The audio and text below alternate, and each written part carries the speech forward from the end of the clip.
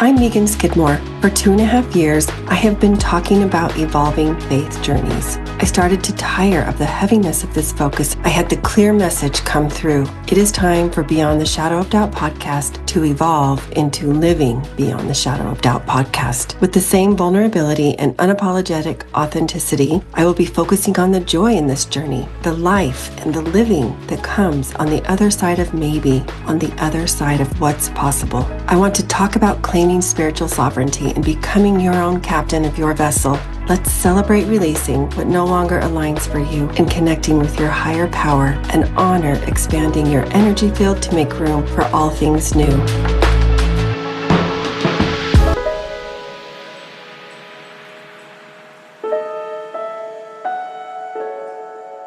The vibration is high this month on Living Beyond the Shadow of Doubt podcast. Pretense is dropped and caution thrown to the wind in each interview. I am dropping a new episode daily, spotlighting one of the amazing, soul-led, heart-centered authors of Joan of Arc Publishing, or JOA Publishing, founded by Kira Brinton. Like the namesake for this publishing house, each one embodies the fearless, God-centered spirit left by the legacy of Joan of Arc. Make sure to subscribe so you don't miss a single one.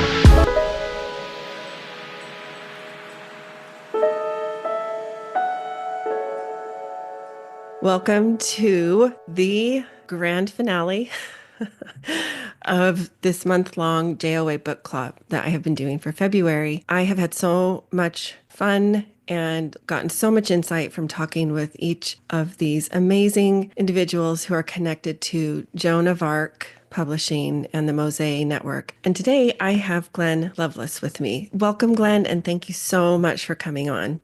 Yes, you're welcome, Megan. I'm excited to see what we come up with today. Me too. Me too.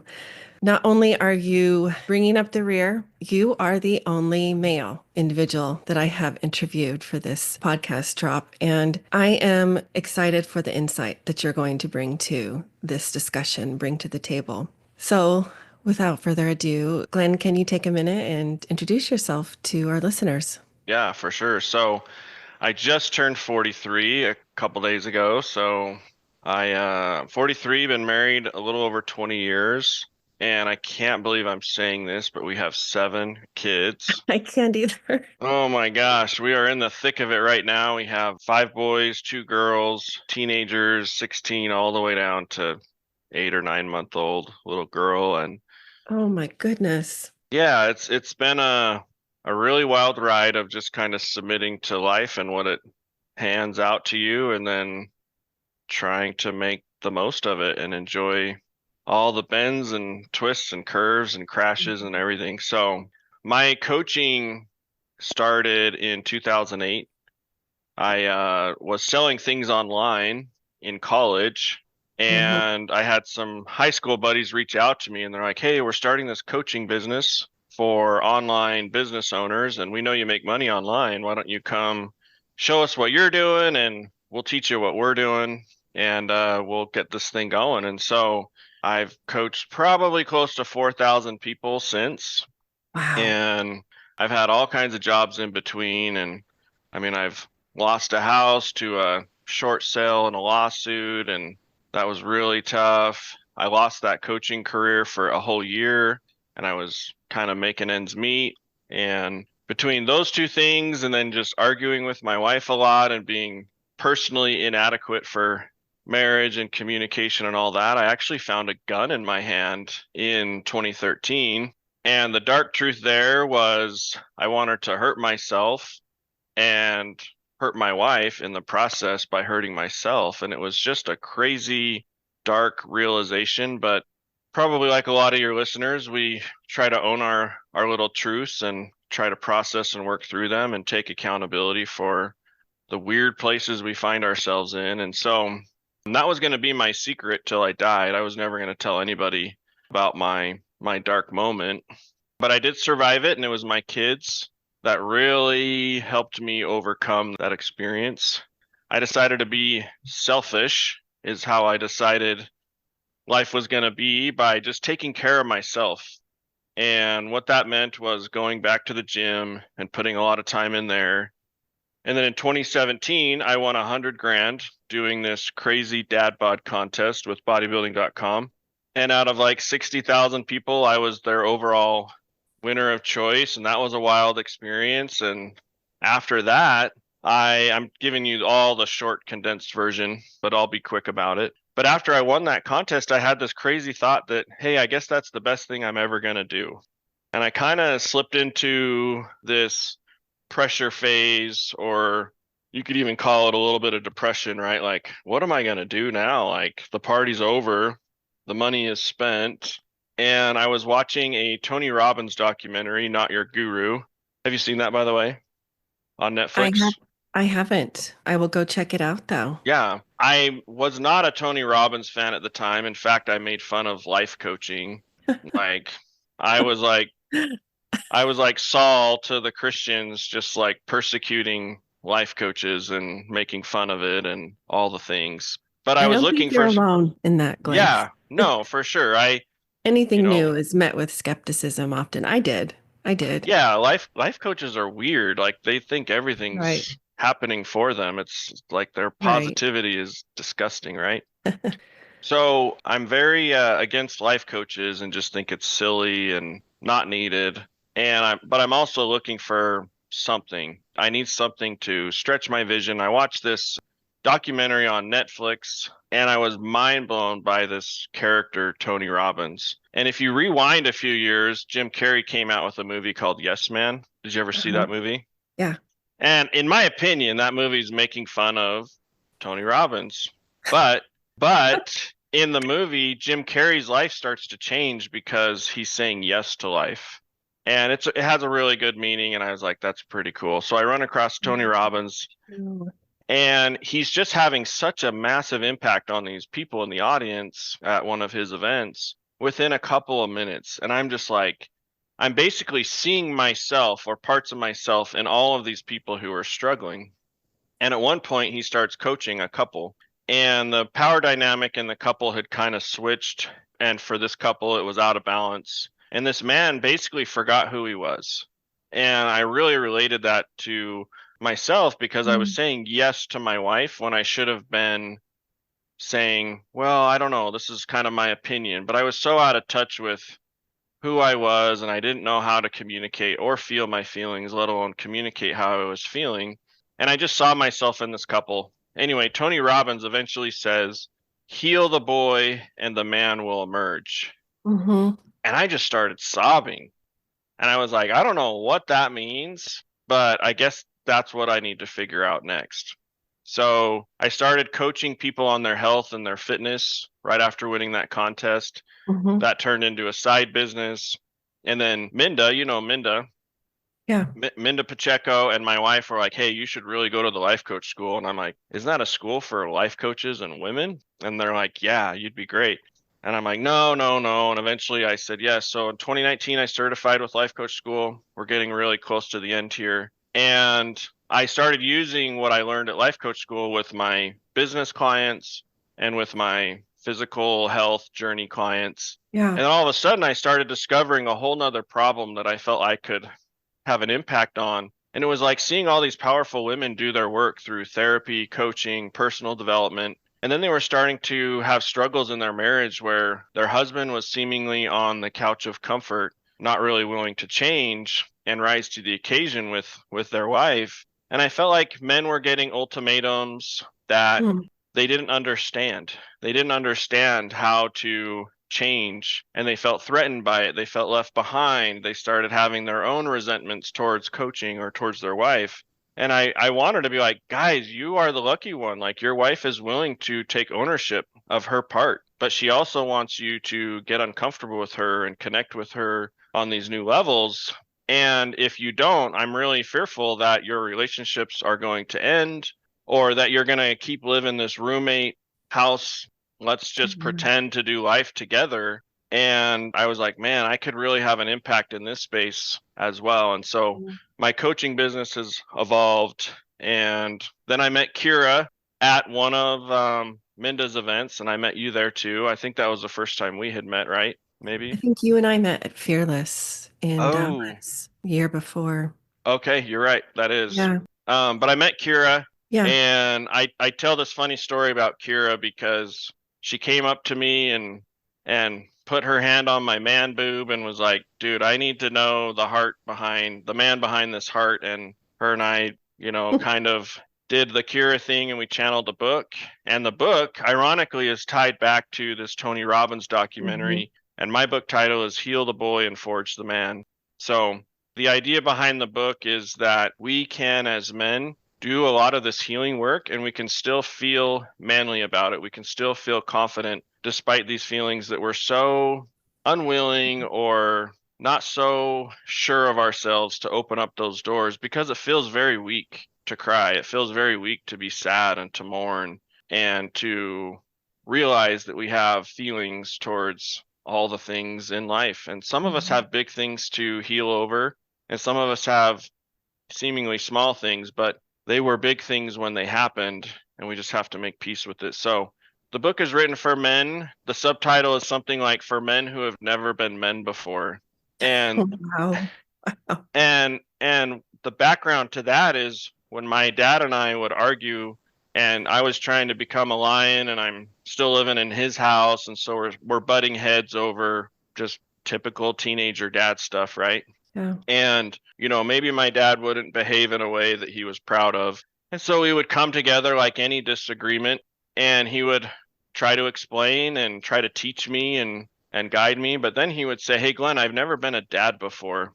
And as a kid, teenager, young man, it just gave me so much space to realize that he doesn't really know what he's doing, but he's trying his best. And then at some point in my 30s, I was really struggling with my own behaviors and my own inadequacies and my own failures as a man. And then I had this thought come into me like, Glenn, you've never been a man before.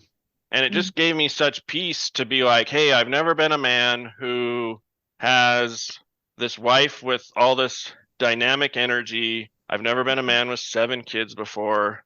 You know my story, but I got in a really bad mountain bike accident in Mhm. June of 2023. I almost died twice from it. And I've been on a crazy journey going through that, but I've never been a man laying in bed for 6 months trying not to die. And so for men and women, if you're in a spot where you're feeling not so confident about the results that you're creating, it's kind of like, hey, you've never done this before. Let's give yourself some space and grace to like figure it out. And so that's the book, Heal the Boy, Forge the Man, written for men who have never been men before. And it kind of takes them on a journey of considering what it might look like to heal these different parts of your story. So that's me in like a 10, 20, 1 hour nutshell rant. So That is perfect. I knew a lot of that, but I didn't know all of it. And so thank you for sharing that, Glenn. we could go for 3 hours. There's tons I of know. like big I little know we could. stories, but that's the crux of it for sure. Share with us elements of your faith journey that are woven throughout the part of your story that you have shared to this point. Yeah. There was a there was an interesting prayer that I prayed as a man, and it was one of those prayers that went on for what feels like a decade. And my prayer was, God, just tell me what to do and I'll do that. And what I was learning in the process of that prayer is power versus force. I don't know if you've read that book, Dr. David's something. It's a really long book. But the point is as men, we can force things or we can step into our power and create results from our power. And so at the time, like I said, I was recovering from losing a home and recovering from being underemployed for a year, recovering from my secret of having a gun in my hand. And I was working 90 to 100 hours a week for almost 4 years. I was really trying to use my force, my strength, my grit, my hustle muscle and all the things. And I kept praying to God like, "Hey, just tell me what to do and I'll do it." And at the time I was working at UPS, I was getting up at 2 a.m., going and throwing boxes before all my other 2 jobs and gym and responsibilities. And I did that job for about 10 years. But I remember one morning walking past my kids' bedrooms and being really proud that I was providing for them, but really sad that I was missing out on things at home. And just kind of in this weird space of like, my heart just hurt at how much I loved them and how much I cared for them, but also just feeling like I couldn't provide unless I worked so much. And I got an answer to my prayer that was really peculiar. But I was walking down the stairs and the thought came into my mind that, Glenn, not making a choice is your choice. And it wasn't, I don't really feel like it was my thought. And so it stopped me in my tracks. And I was like, not making a choice is my choice. Like, what does that even mean? And at the time, I wasn't really choosing to go all in on something. I was just going for the easy control mechanisms of working 3 jobs and not really making that leap. I sat with that answer for about 6 months. I remember, well, I feel like God will bless my actions once I'm ready to take those actions, and he'll magnify my efforts and all those things. Now, coming back to faith, I think that we have challenges in our life that really disrupt everything: relationships, health, mindset. I don't know if I said relationships, but employment, where we live, even our religion can be, disrupted. I would say the biggest areas of my own frustrations with religion or faith is often stemmed by conversations of others who seemingly are having their own challenges with, is there a God? And they choose to be either atheists, and they kind of seemingly go on a journey of atheism to being agnostic. And then some people come back and they're spiritual, or they believe in some type of energy, some type of Christ-centered energy. And what was interesting is, as I would have open conversations with friends and family about their journeys and their doubts, is I would strongly like put myself in their shoes, and I'd be like, wow, I can totally see why they're on this journey. And I would go through my own struggle and tussle with God and what I felt was truth. And what always brought me back to my own faith being rooted in God and in the Savior Jesus Christ was my own spiritual experiences with deity. The things that, despite what man believes or tells us to believe about doctrine or scriptures or history or different things, I was always like firmly anchored in my own personal experiences. And so I kept myself tethered or anchored to what I felt was truth based on my own experiences. And that allowed me to kind of like, if people are watching, kind of like hang on to the chain while I'm like reaching and leaning over the edge, trying to play with the questions and to really consider my doubts and give space for them, and also give space for other people's doubts. And I found that if I hung on to my own personal experiences that I felt were undeniable, then I could play with all the questions. And in that playing with questions, you get really comfortable with things that you really don't know the actual truth or answer to. And I've made peace with, hey, here's what I know. And I've kept things pretty basic and simple, and still search for the answers that sometimes there's seemingly not an answer for. So I don't know if I really answered No, you the did great. I question. love it. I have a Yeah. follow-up question for you. Yeah, In your work, your area of focus is with spouses, particularly male spouses of women who have found coaching. yeah, And and specifically, they feel the women feel maybe they're in different places in their personal development. And I'm going to assume, tell me if I'm wrong, sometimes that includes in different places with their own faith journeys, different understandings, different things that maybe they now see that they didn't previously. Can you give us a little insight into, I mean, you've said you've coached over 4,000 people, so this is going to be speaking in generalities, of course.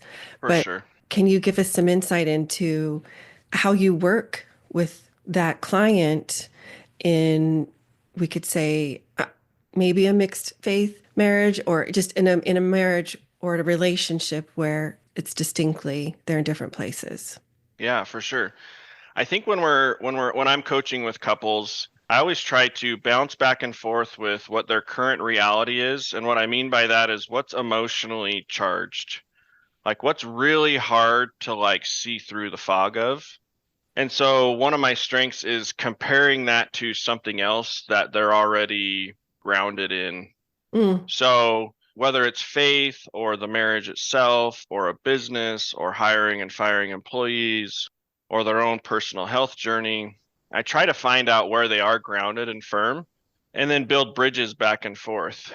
So one example that isn't quite faith-based, but we could make it faith-based is this. Like, a lot of men and women like to go to the gym because of all of the disruption of hormones, the ability to see progress and to feel progress.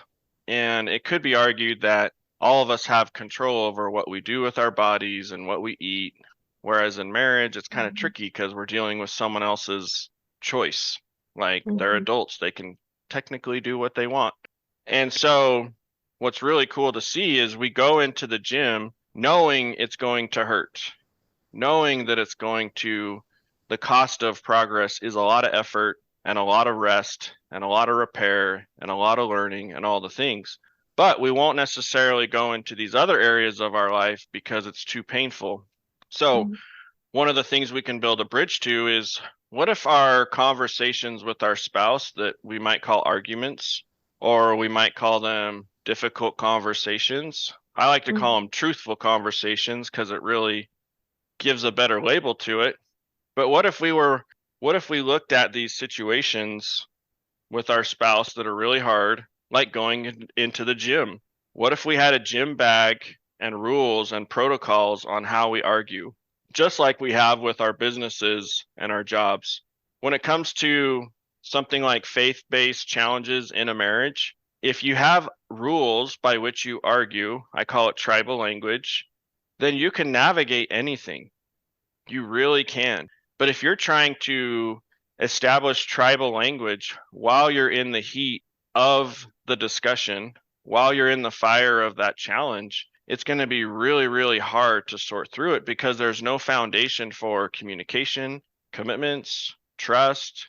There's no friendship there. And to create this tribal language while your house is on fire, it's next to impossible. So an example I can give: recently, a couple was planning on getting divorced, and the wife had been pushing her husband to coach with Glenn, coach with Glenn, coach with Glenn. And he finally called, and we ended up working on his career and his personal health a little bit. And part of our coaching was actually trying to figure out how to help this couple get separated.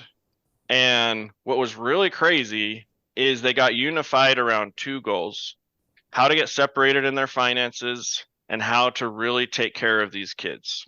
Like, how can we cordially go down this path? And what was really crazy about their story is they realized, hey, we're actually pretty good if we're communicating. We're actually pretty good together if we're making commitments and keeping them and building this trust. So in the course of trying to get divorced, they got realigned with each other, and they're still married, and it's been a couple of years. So it seems like they're on another trajectory now. And so if you are going through a faith crisis with your spouse, but you don't necessarily want to get divorced, but you're willing to, then you could start asking some unique questions like, hey, well, let's consider getting divorced. What does that look like? Can we cohabitate, and can we thrive in a difference of faith type marriage? Or politics is another hot one too, right? Can we not only coexist but thrive together? And part of that journey might be, hey, let's consider divorce. Let's see what that really looks like. Can we get realigned on some other areas? And perhaps we stay together, perhaps we don't. But irregardless, we do need to communicate together because we still have a family together. Yeah. Whether we're in the same house and married or not, we still have kids, and we still want to be friends, and we still want to try to figure out how to survive in this life financially and all the things. And so you can set this up to be a win-win situation regardless of the challenge that you're facing, whether that's finances, faith. I don't know. There's lots of challenges that marriages have. That is really well said. Thank you so much for sharing. Yeah, a little long-winded. I apologize, but it kind of comes full circle eventually. And so the thought is just building bridges. Yeah. So, hey, the house is on fire over here. Let's build a bridge over here where we can establish some communication patterns. If we need help, let's get help from a therapist or a coach or a book even. And let's start putting it to practice so that we know that this stuff works. And then we can come back over to the thing that's on fire Yeah. with the hopes of figuring that out because we're grounded in other areas. What I love about what you're sharing is when you were talking about your own faith journey and some frustrations that you have or have had, what grounded you is you always went back to your own spiritual experiences with deity. You Yeah. were always firmly anchored there. And then that, you used the chain analogy of holding on to the chain here, and that allowed you to dip in and play around, get curious about the doubts, the questions, and all of that. And I think that's totally applicable here in this scenario with the couple, Yeah, that it is. the individuals can Yeah. distinctly ground themselves in what they already feel is truth for them without Right. worrying about what is truth for the other. Yeah. We were I've kind of said some things about our marriage that have been pretty hurtful to Amber, meaning that I said the first year was terrible, the first 10 years were miserable, and in her world, our relationship has always been like top 2% relationship. And so it just goes to show that two people can have a totally different experience within the experiment chamber of the same supposed situation based on the lenses and the perspective that they're seeing and feeling and experiencing that situation. And I've had to go back and I'm still trying to mend the things that I have said loosely.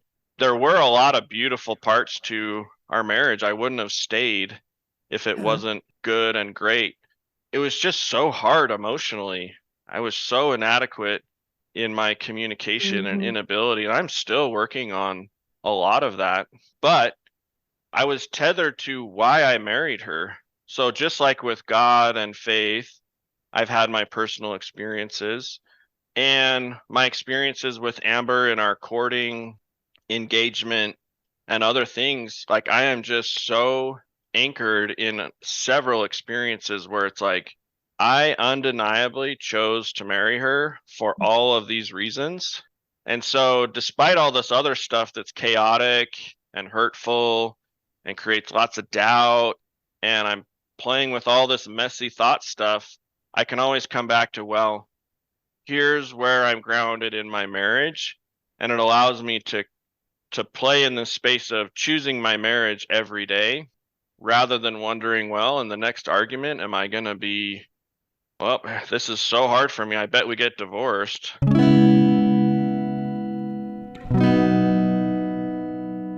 As part of my commitment to giving back, every first Friday of the month, I offer a free coaching hour. Anyone is welcome to join, and you may leave your camera off and change your name if you would like to remain anonymous. This is an opportunity to get introduced to my style of holistic coaching and what it would be like to work with me. Gain real skills, insight relevant to you, and fresh perspective on life circumstances. Each month is a different topic. For those attending, there will be opportunities for a complimentary one-off energy alignment session. Once registered, you will have access to discount codes for my other offerings. To get the link, including all the resources, register to complete the agreement at the link in the show notes.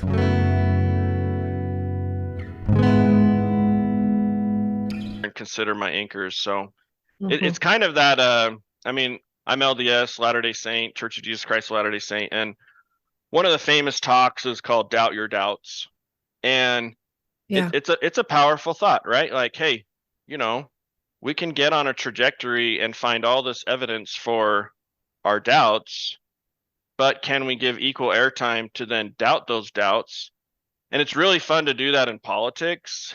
It's fun to do that with conspiracy Mm-hmm. theories. It's fun to really play with what's out there Mm-hmm. and really just challenge yourself to unattach from what you've been taught and then re-choose it over and over and over again Yeah. or refine it as you go, you know?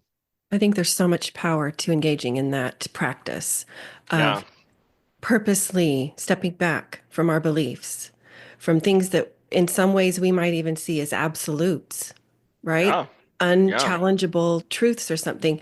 There's so much power and growth to be had, though, in stepping back and allowing yourself to get curious, to question, to even look at different angles, whether or not you change your understanding changes or your viewpoint changes or how you see it changes. The fact that you are willing to step back and then re-examine it and re-choose it, or consciously, purposely choose not to, Sure. or to evolve in that way. Yeah, you're choosing to re-engage with something but with new lenses on. And so in Mhm. in my faith, the Church of Jesus Christ of Latter-day Saints, there's lots of evolving changes that are always on the doorstep. And the the leadership of the church I go to, they're constantly being challenged Mhm. by some of their behaviors and actions in the past.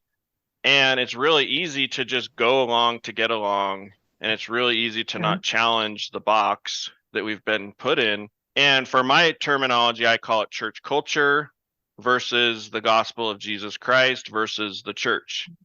And so there's kind of like three or four, and there's the lenses in the box that I was raised in based on my parents' history, based on their perspectives, based on their challenges. And so there's several places along my own journey and those who are in any faith where you can really start to challenge and disrupt things. And if you again choose to re-engage, you can have a powerful opportunity to change the culture that still has this purpose of trying to live the gospel of Jesus Christ. That is so simple. Like, how Mhm. much more simple does it get than just loving people? Yeah. And loving God and serving others and trying to take care, like that's really at the root of what most faiths are trying to do. And then all this other stuff. And so we could have probably 4 episodes on the challenges, particularly speaking maybe to your audience, that women have with the patriarchy and how they've been treated. Yeah. And there's not a lot of accountability in thousands and thousands of cases where people have been mistreated inside the church, and that might be getting us Yeah. on a on another path. But the point here though is, do you have the ability to challenge your own thoughts and behavior, and can you really take accountability for your part at church, at home, with your wife, with your kids, with your husband, whoever we're talking to? And once you have those skills, there's really no end to the possibilities of what you can create in your life. And if you can get back to love, like game over, you can create so much space for yourself and others to just really heal and really live in a powerful way of service. I agree with you. And I would add to your question, do you have the ability to challenge your own thoughts, your own behaviors? I would invite the listener to then ask, if you don't, then ask why. Yeah. Often at the heart of that why, if it's no, it's fear. It's usually fear driven and not from a place of love. That's just me and my experience. And it's an Yeah. invitation that they get to take into their own hands and then explore and ask questions. And I think it's good that you bring up the this this idea that there's been some pain, hurt, actual harm caused through the patriarchal system in the LDS church. And that brings me to a question I had for you, or just I wanted to ask you about something you said at our conference that we were at in late January, the JOA Collective, because it was burned into my heart and my soul. When, there were various times throughout the conference we were given the floor if we wanted to share. And you said in your remarks at one point, women, I see you. You may not remember saying it, but I remember you saying it. And I knew you meant it. I knew that there are ways that you can see, feel, understand the experience of those who identify as women traditionally in ways that perhaps the general population of males do not. And I wanted to thank you for that. And if anything comes up for you at my mention of that, I would love if you could share what you meant. Totally. I went to BYU and I jumped from this program to that program. I wasn't super smart. Like, I didn't realize you had to apply to the accounting program. I didn't realize you had to apply to the industrial design and all these different programs. I just thought you went to school and signed up for classes and went through it. So I wasted a couple of years just doing prereqs and generals. And then finally I got to a point where I was like, I'm either going to quit or I need the fastest, most efficient way out of here. And the fastest way out was either economics or statistics. And I was like, Mhm. I've had those classes. That's not what I want to major in. And the third option was a program in the marriage and family Mm. life school at BYU, School of Family Life. And the degree was a degree in home and family living with an emphasis in family finance. And then I had a minor in business management or something like that. And I was in all these classes with 300 women. I'm the only guy in the class. And I was already married. Otherwise, I would have been tripping into a very large dating pool. I like to joke, but but I have a women's degree essentially. And on top of that, my wife has done hair for over 20 years, most of that inside of our home. And I've sat with dozens, if not hundreds of women and heard their stories and their problems in marriage and their husbands' addictions and different things. And then I go to the life coach school and it's 99% women. Mhm. And then I've had my own challenges in my own marriage, and I've obviously coached a lot of people, and marriage tends to come up eventually. And so, as I've listened to women and I've sat with them and cried with you guys or gals and really heard your stories, I've found my own errors in my own marriage. I found my own thoughts being broken up and seeing how I was wrong in my thinking. And it doesn't mean that men don't have their side and their fair stance and their story and their argument to be heard as well. But if we can't see each other and we can't understand through how other people are thinking and feeling, then there's no way we're ever going to come together and be connected and be in a position where we can really see each other.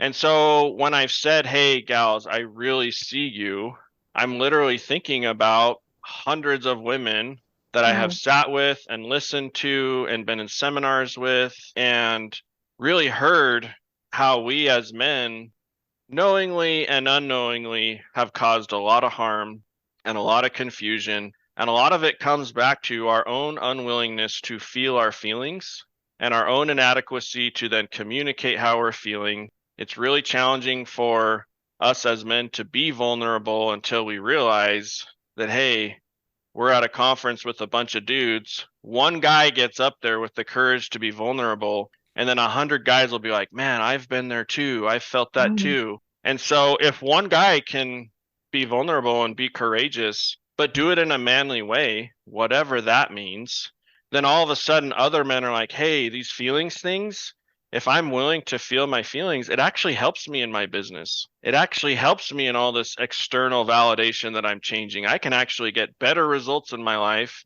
let alone the intrinsic stuff with my spirituality, my relationships. I can have a massive impact if I can see how other people feel. And then we're right back to Jesus again, where in my faith we take on baptismal covenants to mourn with those that mourn and stand in need for those who need our help. And so when people are going through things, can we really sit still and be like, wow, they're in an ambulance right now. They don't even know if they're going to live. Like, how does that feel? I wonder what that's like. Or, hey, that guy's wife just moved out. Let's pretend for a minute. How would that feel if Amber moved out and did all these things? And once we start opening ourselves up to those feelings, we actually become very, very powerful. We become very, very capable. And, there's a Canadian psychotherapist who's very entertaining. His name's Jordan Peterson. Some of your listeners may or may not like him or may not have heard of him, but he tells men to be dangerous. Be dangerous. And it's kind of a weird way of saying, hey, be very, very capable in your ability to cause harm and damage, but then control that man. Put that man to work for the cause of good. And I think that's how men, they have an invitation to really emotionally expand themselves. And so that's a little background on where I'm coming from when I say, hey, I see you gals. Like, I see what you're going through. Even yesterday, my wife had a friend come over to go for a walk. And she found out her husband, who's a very church going, top button, super nice tie, on the surface, he's all the things, but he's been mistreating her. And lo and behold, he has a pornography addiction and he's had it for years. And the irony is, men don't think it's a problem. And then when you press them on, well, how often are you viewing it? And they say once a week or every other day, it's kind of like the wife is like, how is this not a problem? Like if you Mm. were doing drugs every other day, would that be a problem or whatever? And so there's lots of women who are in very, very challenging situations, and men are very, very inadequate to take ownership and responsibility. And we don't have a really hard time apologizing. Mhm. And we are just so busy trying to do what we think is right that we miss a lot and we cause a lot of problems. So, Mhm. yeah, women, if you're hearing this, there are men out there that see where you're at, and we're we're trying to wake these men up and get them on a new trajectory. Takes a lot of time. Maybe it doesn't have to.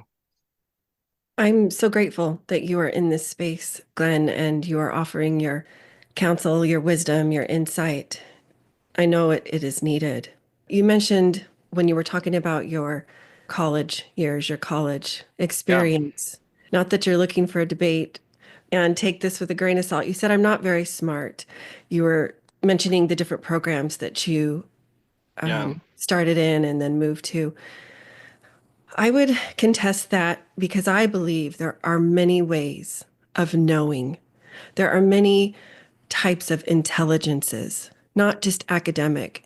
And so I just feel like I need to say, I see that in you, and you bring a different gift to the table. It's not more, it's not less, it's different, and it's just as sacred, it's just as precious, and just as needed. And so thank No, you thank you. for rising to your Thank calling.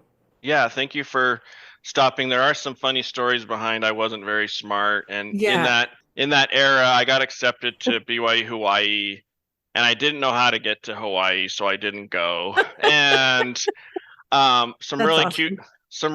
cheerleaders at BYU invited me to like go be a cheerleader, and I was too egotistic to go have some fun and Oh, travel and that's funny. That's throw awesome. girls up in the air. And yeah, I'm just, but there are some like light-hearted jokes behind, hey, I wasn't very smart. But the irony is, as I started coaching men on their families and their family life, it hit me that God can do so much with what I thought was a mistake.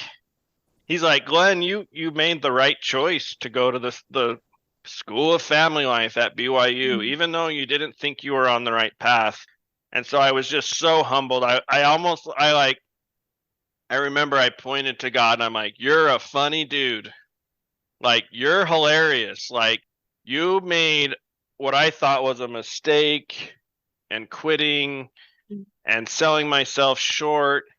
You brought this first full circle, and now I get to try to help men at home. Like, for me, it was just a very powerful experience and another anchoring moment that I'm right where I'm supposed to be. And even though it was a mistake, or I broke something, God made something so beautiful of it. And I know that's the case for all of our lives, not just Glenn or Megan. Uh, 100%. I agree. 1,000%. To say that's beautiful is just not adequately enough to describe the sentiment you just shared. Thank you. Thank you so much. The last question I want to ask you, Glenn, I ask all of my guests. The insight is always so amazing and precious. And that is, what does living beyond the shadow of doubt mean to you? For me, I would like, my brain always wants to pick apart, what does that mean? What does the shadow of doubt mean? So if I can ask a question, what does living beyond the shadow of the doubt? Like, what's the Webster's version of that from Megan? And then I could probably give you an answer, but kind of give me a little bit more on that if you don't mind. Yeah, it comes from, okay, we grew up in the same faith of origin. And, my faith journey took a pivot when I learned I had a kiddo who identifies as queer. Queer is an umbrella term. It's not a derogatory term. It's been reclaimed by the LGBTQ plus community. I found that I was having the hardest time leaning into the questions that came up as part of that journey, leaning into doubts about my beliefs because my lived reality was so different than what I had been taught was okay or moral or godly and all of those things. And I realized I wasn't leaning into them because of the shame and the guilt and the fear that was coming up. It was an unbelievably, excruciatingly painful and difficult place to be. The cognitive dissonance just overwhelmed me. And so I decided to tackle it head on and lean into these doubts and then listen to that inner voice that was telling me to start a podcast called Living. Well, it started out as Beyond the Shadow of Doubt. You know, growing up, when you would hear someone bear witness or bear testimony, it often included phrases like, I know this beyond the shadow of a doubt. I know X, Y, Z with every fiber of my being. And I was learning that that didn't really exist for me. I was learning that there were a lot of things that I thought I knew with certainty that it just wasn't so any longer. And so that's what I have focused on in this podcast for since August of 2022. And more recently, the beginning of this year, 2025, I've reimagined it. It gets kind of heavy to talk about Yeah. faith journeys and the painful, excruciating, hurtful parts.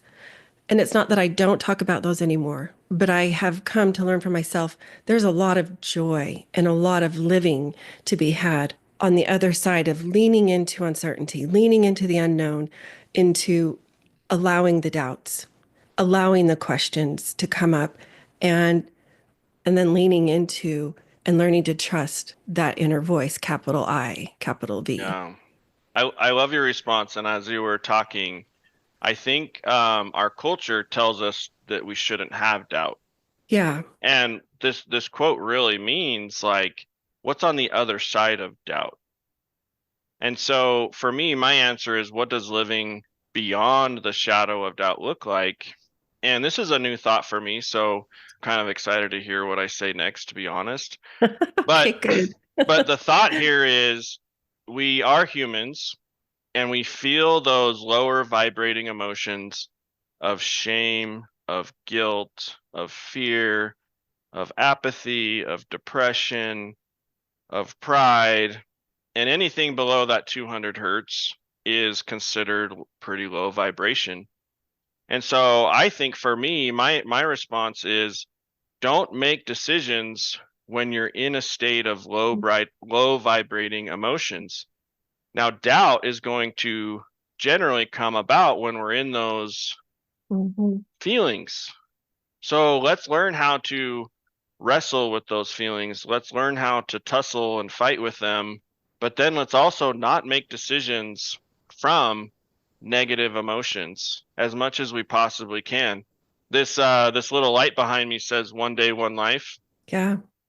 And the whole premise of this message is a reminder for men to not make decisions from regrets of the past, not make decisions of fears from the future. Christ had two thieves next to him on the crosses. And for me, my biggest thieves are regret and fear. When I make decisions from today with the opportunity of time that I have right now, if I'm making them because of regrets or from fear, I get the worst results. I get the worst results. And so living beyond the shadows, living beyond the shadows of my doubts is going to require me to consider my doubts, but then not take action from those doubts, like actually fully Mhm. process them and get to a place of being intentional. And if I can go from doubt and fear and regret to love, now all of a sudden I'm in my power as a man and I'm moving forward with such different emotions. And it might take some time and I might be a little bit impatient, but eventually the results are so beautiful. And so my new response to living beyond the shadow of the doubt would be, hey, you've got to make sure you're making decisions from elevated emotions and just see what happens. Mm, wow. I have never had a response in that way to this question. That was fun. Yeah, That was fun. that's a lot of good information there that I Yeah, am lots going to to be consider. pondering for a while. And wow, I appreciate that perspective so, so much, Glenn. My vibration has risen so much with this conversation. This has been a really special conversation. Thank you so much for doing this. Yeah, you're welcome. And I want to invite Wow. other people to have deeper, more meaningful conversations. And I know that in the groups that you and I run around in, we love them because we can just Yep. sit down with a total stranger and we have the ability to go beyond the puddle conversations and really go to some really Yeah. fascinating, wild, inspiring places. And so, yeah, I think our conversation today was just that, and it speaks to the volumes of you and your work. And I just appreciate for you for having me on today. Yeah. It's been an honor. You're right. We can sit down and have very deep, heartfelt conversations rather quickly when you've been in these spaces for a while. Yeah. Yeah, it's possible for everybody. It It really is. is. It And absolutely it's is. yep. So to shift gears a little bit, I like to kind of leave on a more with a little bit of Lighthearted. levity, yeah, Yeah. a lighthearted Yeah. note. So I just have a few questions to throw out to you for our listeners to get to know you a Sure. little bit better. First of all, tell us your favorite book. You've My told us many favorite, books throughout this yeah. conversation, but what's your favorite? Um, my favorite book is Outwitting the Devil by Napoleon Hill. Okay, that's Um, fun. this book was written in 1937 or 38, but it wasn't published until 2011 because Napoleon Hill was afraid of the consequences of what would come if he published this book. Napoleon Hill wrote Think and Grow Rich. It's like top five for anyone who's in personal development or business or sales. Wow. And this book just put the fear of the devil in him, apparently. Wow. And this book for me is kind of the cheat codes to life. Mm, If you want to know, if you believe in light and truth, darkness and light, good and evil, if you believe in opposition, this book is phenomenal. And it really does dive into human psychology and behaviors in such a unique way. If you download the Audible, there's two voices. So mm. there's Napoleon's and then the devil that he's Oh, interviewing, and it's done very tastefully. And it's that's just cool. one of my favorite books. I love that. Tell us, are you an introvert or an extrovert? I think I'm both. I think I'm both. I really like myself. Like, what I mean is, I can go on vacation all by myself and just have the best time Hmm. and just be driving down the road and laughing and crying and just enjoying my time. And then I can be a total class clown. And if you dare me to do something and put $5 in front of it, I've done some really entertaining things that shouldn't be published or talked about. Like they're just very funny. And so, yeah, I think it just depends on the audience. And if That's I can great. make you laugh, I'm willing to be very extroverted. I'm not a very good dancer. I wish I could dance and sing. I really do, but I'm not good at that yet. That's awesome. Are you a night owl or a morning lark? Again, I'm both. You're It's so both. painful to be both. Um, But as a teenager, I got up at 6:30 to feed the animals. And Oh gosh. um, Okay. Yeah. then my UPS days, I was up at 2 o'clock for 10 years.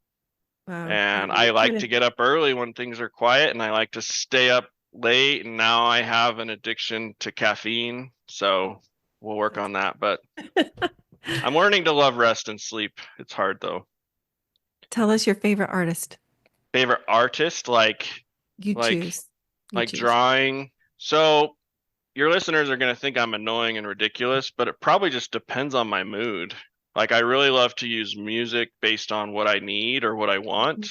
And so I'll use music to kind of move me and what I need to create. But I love being on my mountain bike listening to Hans Zimmer, which is like a Hollywood music composer. Yeah. And I just find this cadence when I'm out there by myself pedaling, and I find myself being the hero and then the rester, and it just is so cool to be by myself on a bike listening to Hans Zimmer. If I'm on my Harley, I love listening to like Highwaymen and all these old country boys, Merle Haggard and all them. So that is feels kind of awesome. fun. Yeah. Tell us your celebrity crush. Celebrity crush is If you have one. Ryan Reynolds. I love it. That's great. I would love to go on a date with Ryan Reynolds. That'd be fun. That's awesome. Do you do still or carbonated water, or do you do diet soda? You lifted something. I couldn't see it, or some other Yeah, thing. this was just water and Oh, some okay. powder, but I love Okay. carbonation, and water. I drink a gallon or 2 gallons a day. So I do drink a lot of water, but I love carbonation too. So I'm really annoying. I'm like, yeah, I like both. They're great. You are. Yeah, you love it all. You love life. Yeah, I Okay, and do. finally, the furthest place that you've traveled. Furthest place, I don't know on a map, but I've been to Costa Rica and I've been to Dominican Republic and I've been in parts of the Caribbean. Yeah. I think that's the farthest I've been. Those are all fun places. That's a Yeah, good. yeah. Farthest place on my Harley though, I went down into Mexico after Trump got elected the first time, and one of the guys I was riding with had this he's a huge man, and he had this purple shirt on and it said Trump so loud on it, and I'm like, bro, I'm not riding with you in Mexico if you're wearing that shirt. So that was a very long trip of like trying to stay safe, but that was a fun trip too. So you're daring as well. yeah, that's what gets me. That's what got me in my accidents for sure. And I've had over 20 surgeries now, and I'm starting to slow down a little bit. But Wow. yeah, I'm glad you're all in one piece, or as much as can be. yeah, me too. So Glenn, for folks that have questions for you or want to reach out and connect with you, what is the easiest way for them to do that? Yeah, thanks. They can check out the One Day, One Life podcast. Okay. If they are on Instagram, my handle is It's Your Wingman.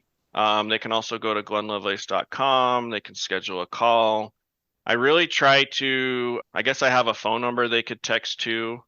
I could put that in the show notes. They can text me personally. But I try to be everybody's wingman in the sense that, hey, if most of the listeners are gals and they're hoping that their husband will develop with them, I even say, hey, text me a podcast episode that you would like me to record, and I'll speak to that situation in general, and then you can share it with your husband and be like, hey, let's listen to this and talk about it.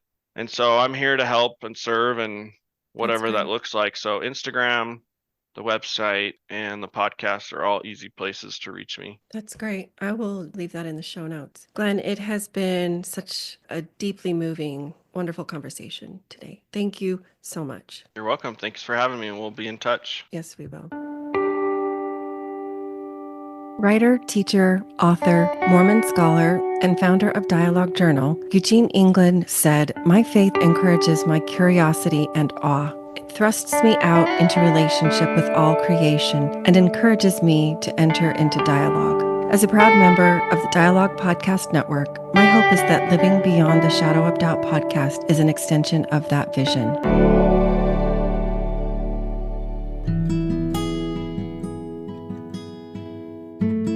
Visit meganskidmorecoaching.com to find this podcast and additional free resources, including the link for a complimentary coaching session. Follow me on Facebook or Instagram for more, or to send me a DM. Help the podcast grow. Please follow, review, and share with a friend.